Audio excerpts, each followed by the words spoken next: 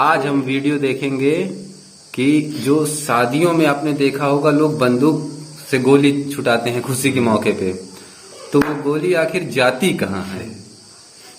इस बारे में कुछ बता सकते हो? वो गोली आखिर जाती कहाँ होगी? गुड्डन आप बताओ, अमन आप बताओ पहले। हमको तो पता है वो अंतरिक्ष में जाती होगी या तो चांद पर जाती होगी। चांद पर या तो पृथ्वी के गुरुत्वाकर्षण से बाहर जाती होगी, तभी तो वो नीचे नहीं गिरती ना। हमको दूसरों घर में दिखती, नीचे दिखना चाहिए ना, खेत में मिलती ना दूसरे मोहल्ले में मिलती, वो दिखती ही नहीं। कहाँ गिरी? खेत में मिलती नहीं गोली? नहीं, खेलने वाली खेलने वाली बहुत मिलती है। हाँ, पर वो तब मिलती है जब उसका। आप बताओ रवि, क्या होता होगा उस गोली का? क्या होता होगा जब वो बंदूक से निकलती, शायद वो कोई वो स्टील विस्टील है और शायद बारूद होती हो, आसमान में वो हो जाती होगी, गायब हो जाती है ना। आप बताइए गुड्डन कि जो बंदूक से निकली गोली जो ऊपर को फायर करी जाती है शादी वगैरह के मौके पे, वो कहाँ जाती होगी? अरे वो आसमान फाड़ जाती है। कहाँ कहाँ? आसमान फाड़ के अंदर निकल घुस जाती होगी ना। हाँ। फट जाती होगी। अरे जाते जाते फाड़ जाती है। अच्छा, गोली फट जाती होगी, चिथड़े हो जाते होंगे गोली के, इसलिए नहीं होती है ना। चलिए ठीक है, अब देखते हैं ये आपकी गलत फहमी है या सही नॉलेज। चलिए वीडियो को स्टार्ट करते हैं और अपनी आज इस टॉपिक पे गहराई से नॉलेज बढ़ाते हैं। दोस्तों, आप किसी शादी पार्टी में जाते हैं, गाना बजने लगता है और लोग नाचने लगते हैं, लेकिन अचानक आपकी नजर एक ऐसे व्यक्ति पर पड़ती है जो बंदूक को हाथ में लेकर हवाई फायरिंग कर रहा होता है, और आप सोचने लगते हैं कि आपको वहां रहकर पार्टी का आनंद लेना चाहिए या किसी सुरक्षित स्थान पर चले जाना चाहिए।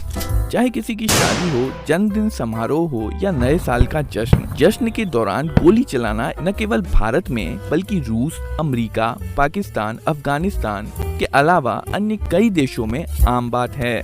इस वीडियो में हम देखेंगे कि हवाई फायरिंग के दौरान फायर की गई गोली के साथ क्या होता है, क्या यह वापस जमीन पर गिरती है, और अगर गिरती है तो अगर यह किसी आदमी के ऊपर गिरे तो यह कितनी खतरनाक हो सकती है। दोस्तों, एक पुरानी कहावत है कि जो ऊपर जाता है उसे नीचे आना ही होता है, और ये कहावत पृथ्वी की सतह से फेंकी गई या दागी गई किसी भी वस्तु के लिए सही है जो अंतरिक्ष तक नहीं पहुंच पाती है, अब चाहे वो गोली हो या फिर एक क्रिकेट बॉल। पर क्या किसी गन से फायर की गई गोली में इतनी स्पीड होती है कि वो अंतरिक्ष में जा सके?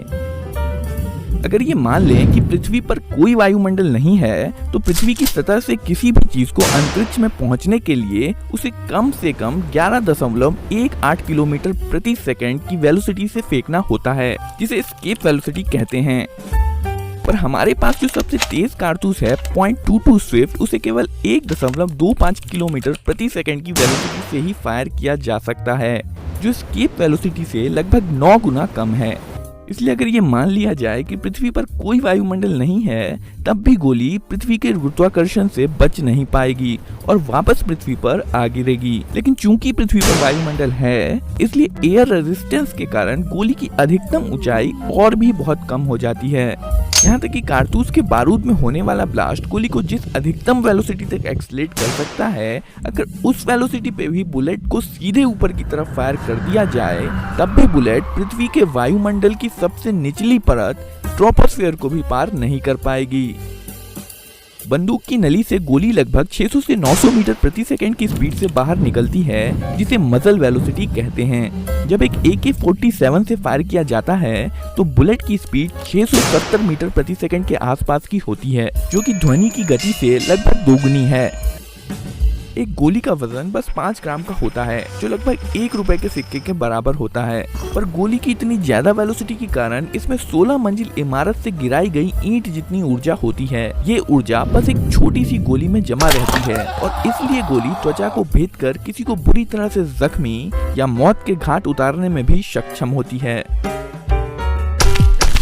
पर एक गोली जिसे सीधे ऊपर की ओर फायर किया गया है, उसी गति से जमीन पर वापस तभी गिरेगी जब आप किसी ऐसी दुनिया में हो जहां वायुमंडल मौजूद नहीं है, जैसे कि चंद्रमा। हालांकि पृथ्वी पर हमारे पास पर्याप्त वातावरण मौजूद है, और एयर रेजिस्टेंस पूरी कहानी ही बदल के रख देता है।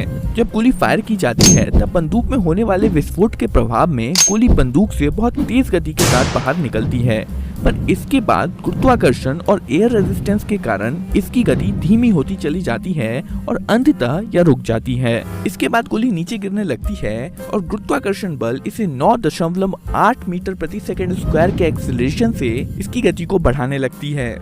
पर इसी समय हवा गोली पर उल्टी दिशा में घर्षण बल लगा रही होती है, जिसके कारण इसकी वेलोसिटी कुछ कम हो जाती है। गुरुत्वाकर्षण के कारण जैसे जैसे गोली की गति बढ़ती जाती है, वैसे वैसे हवा का घर्षण बल भी बढ़ता जाता है और एक समय ऐसा आता है जब गुरुत्वाकर्षण बल और हवा का घर्षण बल बराबर हो जाते हैं। इस अवस्था में गोली पर कोई नेट फोर्स नहीं लगता है और गोली की वेलोसिटी बढ़ना बंद हो जाती है और अब चाहे गोली जितनी भी नीचे गिरे, इसकी वेलोसिटी नहीं बढ़ती है।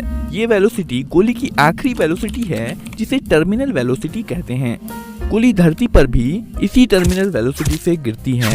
एक्सपेरिमेंट से पता चला है कि नीचे गिरने के दौरान गोली 60 से 90 मीटर प्रति सेकंड की टर्मिनल वेलोसिटी प्राप्त कर लेती है।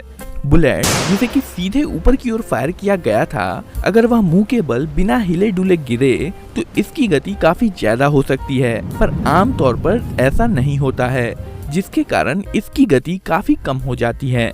जब बुलेट धरती की सतह पर गिरती है तब इसकी वेलोसिटी फायर की गई वेलोसिटी की तुलना में मात्र 10% ही होती है और चूंकि काइनेटिक एनर्जी वेलोसिटी के स्क्वायर के प्रोपोर्शनल होती है, गिरती हुई बुलेट में फायर की गई बुलेट के मुकाबले मात्र 1% ही एनर्जी बची होती है। यह ऊर्जा जमीन से केवल आधा मीटर की ऊंचाई से गिराई गई ईंट की ऊर्जा के बराबर होगी। पर अगर 60 से 90 मीटर प्रति सेकंड से नीचे गिरने वाली बुलेट अगर आपके ऊपर गिरे तो क्या यह आपको जख्मी या आपकी जान ले सकती है? हालांकि टर्मिनल वेलोसिटी से नीचे गिरने वाली गोली अपनी मजल वेलोसिटी की तुलना में काफी धीमी गति से यात्रा कर रही होती है, पर फिर भी इसमें इतनी ऊर्जा होती है कि ये किसी को बुरी तरह से जख्मी या मौत के घाट उतार सकती है।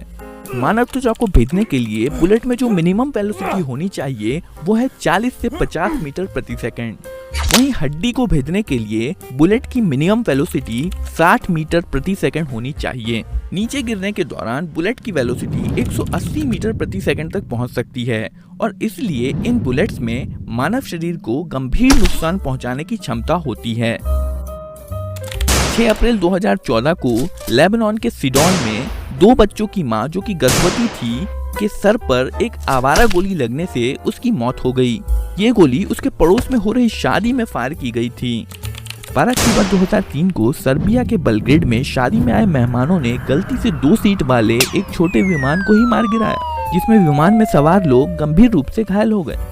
शादी समारोह को एक खुशी का मौका माना जाता है, पर उत्तर भारत में चौंका देने वाली संख्या में ऐसे मामले सामने आए हैं जहां शादी के दौरान की गई हवाई फायरिंग के कारण ये खुशी के मौके हादसों में तब्दील हो गए हैं। दिसंबर 2019 में भारत सरकार ने आर्म्स एक्ट में संशोधन किया था और सार्वजनिक समारोह, धार्मिक स्थल, विवाह या अन्य किसी कार्य में लाइसेंसी बंदूक के साथ फायर करने को भी क्रिमिनल ऑफेंस बना दिया गया है, जिसके तहत 2 साल की कैद और जुर्माना लगाया गया है। पर अब आपके मन में शायद ये सवाल आ रहा होगा कि अगर जश्न के दौरान फायर करना इलीगल है तो मिलिट्री फ्यूनरल्स के समय फायरिंग क्यों की जाती है?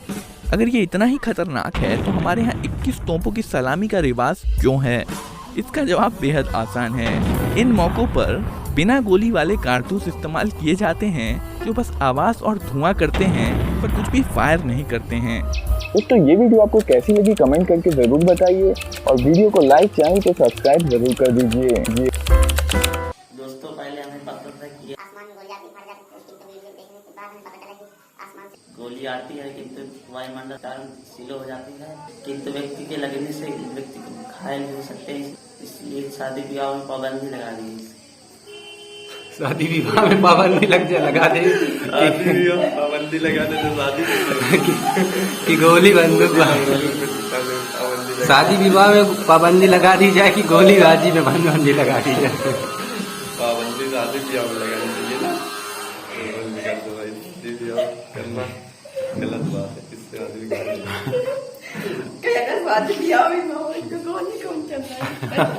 हाँ ये भी सही ना रहेगा, बास ना बचेगी बांसुरी है ना।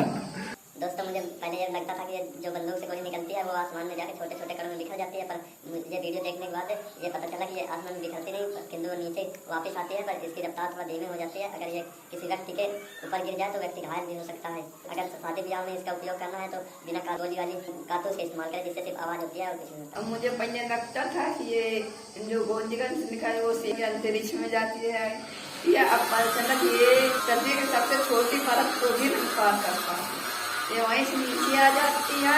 पर ये अगर मुझे सर में लग गई तो बहुत ज्यादा जख्मी हो सकता है। इसलिए शादी ब्याह बर्थडे पार्टी में गोलीबारी नहीं करनी चाहिए। क्या हुआ? खत्म, bye bye, tata, goodbye, गया।